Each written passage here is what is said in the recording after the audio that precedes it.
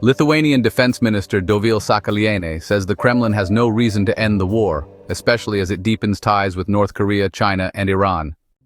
She accused Russia of mocking the US by refusing serious ceasefire talks while pushing to mobilize 1.5 million students by year's end. They are showing disrespect to any effort to reach an agreement, Šakalienė told Euronews.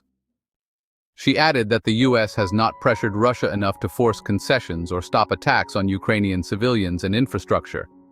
Why should they stop? They've transformed their economy for war and are rapidly reforming their armed forces to reach 1.5 million soldiers by the end of the year. Šakalienė spoke during NATO's Iron Wolf military exercise, which included a simulated counter-offensive with German tanks and Lithuanian infantry vehicles. The exercise also featured an air assault with paratrooper drops, part of the US-led swift response, involving 6 NATO allies: the US, Germany, Italy, France, and the Netherlands. The goal is to test NATO's readiness for a potential Russian invasion of NATO members, especially the Baltic states. Šakalienė called US efforts to stop the war worthwhile, but said only military strength can end it. She pointed to Russia's imperialistic ambitions, fueled by its partnerships with North Korea, Iran, and China. Responding to failed peace talks in Turkey, where Putin sent a delegation but did not attend himself, Šakalienė said, "It's basically a mocking game and won't lead anywhere."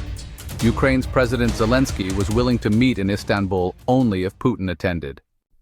Ultimately, Šakalienė said, building up Ukraine's army and military power in Europe is the only effective deterrent.